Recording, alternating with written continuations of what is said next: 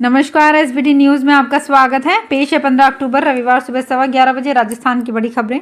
G20 देशों के संसदीय पीठासीन अधिकारियों का 9वां P20 सम्मेलन हरित ऊर्जा, महिला नीति विकास, डिजिटल सार्वजनिक बुनियादी ढांचा और सतत विकास लक्ष्यों की प्राप्ति की दिशा में काम करने के संकल्प के साथ शनिवार को यहां संपन्न हो गया और लोकसभा अध्यक्ष ओम बिरला ने P20 की कमान ब्राजील के चैम्बर ऑफ डेप्यूटीज के अध्यक्ष Arthur Cesar Pereira de Lira को सौंप दी। यहां यशोभूमि में आयोजित 2 दिवसीय P20 शिखर सम्मेलन में शनिवार के आखिरी सत्र में श्री बिरला ने संयुक्त वक्तव्य के सर्वसम्मति से स्वीकार होने की घोषणा की और कहा कि संयुक्त वक्तव्य को सर्वसम्मति से मंजूरी मिलना P20 की प्रक्रिया की सफलता का प्रमाण है।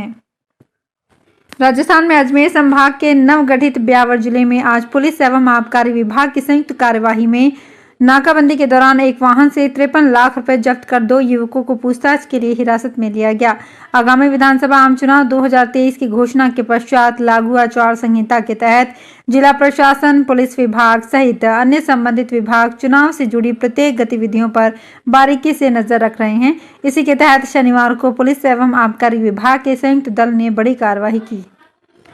राजस्थान में सांवलिया के दर्शनों के लिए जा रही श्रद्धालुओं से भरी बस किनारे खड़े ट्रक में पीछे से जा घुसी। हादसे में 4 लोगों की मौत हो गई। वहीं हादसे में 18 यात्री घायल हो गए। सभी घायलों को प्रतापगढ़ के जिला हॉस्पिटल में भर्ती कराया गया है। घटना शनिवार सुबह 4:30 बजे प्रतापगढ़ बांसवाड़ा NH 56 पर कचोटिया गाँव में हुई। ये जानकारी के अनुसार बस में 41 यात्री सवार थे। सभी यात्री सुहागपुरा तहसील के रहने वाले हैं। दौसा जिले के सिकंदरा थाना क्षेत्र में लग्जरी कार में सवार 4 संदिग्ध पुलिस की नाकाबंदी तोड़कर फरार हो गए। पुलिस भी लगातार कार का पीछा करती रही। ऐसे में बदमाश गंडरावा गांव में पहुंच गए, जहां ग्रामीणों ने घेराबंदी कर 3 बदमाशों को दबोच लिया, तो वहीं एक बदमाश मौके से भागने में कामयाब हो गया। ग्रामीणों ने पकड़े तीनों बदमाशों को पुलिस के सुपुर्द कर दिया। एएसआई रामकरण ने बताया कि गीजगढ़ रोड पर नाकाबंदी के दौरान फरार हुए कार सवार को गंडरावा गाँव में दबोच लिया। भरतपुर में शनिवार को वैर से कांग्रेस विधायक और कैबिनेट मंत्री पर अस्पताल के प्रभारी को हटाकर उसका चार्ज अन्य चिकित्सा अधिकारी को देने का आरोप लगाया गया, जिसके विरोध में सर्व समाज ने हलैना कस्बे के बाजारों को बंद रखा। लोगों का आरोप था कि आचार संहिता लगने से 1 घंटे पहले ही मंत्री भजन लाल जाटव ने रुपए लेकर किसी दूसरे डॉक्टर को चार्ज दे दिया। दरअसल हलैना के राजकीय अस्पताल प्रभारी डॉक्टर विजय सिंघल लंबे समय से तैनात थे, लेकिन उनको 9 अक्टूबर को आचार संहिता से कुछ देर पहले ही हटा दिया गया। उनकी जगह पर किसी दूसरे डॉक्टर को उनका चार्ज दे दिया गया। कांग्रेस आलाकमान ने सीएम अशोक गहलोत को टिकट वितरण का फ्री हैंड दे रखा है। ऐसा माना जा रहा है कि लगभग हर सीट पर प्रत्याशी चयन की प्रक्रिया में सबसे पहले मुख्यमंत्री की सहमति होगी। कांग्रेस में टिकट वितरण को लेकर फिलहाल जयपुर की हलचलें नई दिल्ली शिफ्ट हो गई हैं। दरअसल आज दिल्ली में स्क्रीनिंग कमेटी की महत्वपूर्ण बैठक बुलाई गई, जिसमें मुख्यमंत्री अशोक गहलोत और PCC चीफ गोविंद सिंह डोटासरा के अलावा प्रदेश के कई नेता शामिल होंगे। शारदीय नवरात्र पर्व को लेकर शहर सहित जिले भर में चल रही तैयारियां अंतरिम चरण में हैं। रविवार से शुरू होने वाले शारदीय नवरात्र में इस बार शुभ मुहूर्त 48 मिनट का रहेगा। मां दुर्गा की उपासना का पर्व साल में 4 बार आता है, जिसमें 2 गुप्त नवरात्रि और 2 चैत्र और शारदीय नवरात्रि होती है। शारदीय नवरात्रि अश्विन महीने के शुक्ल पक्ष की प्रतिपदा तिथि से शुरू होती है। ऐसे में नवरात्रि की शुरुआत रविवार 15 अक्टूबर से यानी कि आज से होगी और 23 अक्टूबर को समाप्त होगी। वहीं 24 अक्टूबर को विजयादशमी या दशहरा का पर्व मनाया जाएगा। नागौर में भ्रष्टाचार की नींव पर खड़ा किया गया MCHN भवन गैर विनाशकारी परीक्षण में पूरी तरह से फेल हो गया। सुरक्षा की दृष्टि से शुरू से ही विवादों में रहा ये भवन अब खतरे से खाली नहीं है। हालांकि जांच रिपोर्ट 5 दिन पहले आ गई, लेकिन NHM के अधिकारी कोई भी कार्यवाही करने के बजाय उसे दबाकर बैठे हैं ताकि बदनामी नहीं हो। लेकिन यदि समय पर भवन को खाली नहीं करवाया गया तो बड़ा हादसा हो सकता है। गौरतलब है कि NRHM ने जोधपुर के MBM इंजीनियरिंग कॉलेज को 5,31,000 रुपए की फीस जमा करवाकर गत 19 सितंबर को जांच करवाई। जांच टीम के प्रोफेसर डॉक्टर अजय शर्मा और प्रोफेसर डॉक्टर अर्चना बोहरा गुप्ता ने करीब 70 पेज की रिपोर्ट के साथ जो निष्कर्ष निकाला और सिफारिशें की, वो डराने वाली है। केंद्रीय गृह मंत्री अमित शाह पूर्व मुख्यमंत्री रमन सिंह के नामांकन कार्यक्रम में शामिल होने के लिए 16 अक्टूबर को छत्तीसगढ़ आ रहे हैं। आपको बता दें कि पूर्व मुख्यमंत्री रमन सिंह राजनांदगांव में भाजपा प्रत्याशी के रूप में नामांकन दाखिल करेंगे। निर्धारित कार्यक्रम के अनुसार इसमें शामिल होने केंद्रीय मंत्री अमित शाह 16 अक्टूबर को दोपहर 11:45 पर रायपुर एयरपोर्ट पहुंचेंगे। इसके बाद रायपुर एयरपोर्ट से वो 11:50 पर हेलीकॉप्टर से राजनांदगांव के लिए रवाना होंगे। वहां शाह रमन की नामांकन रैली और सभा में शामिल होंगे।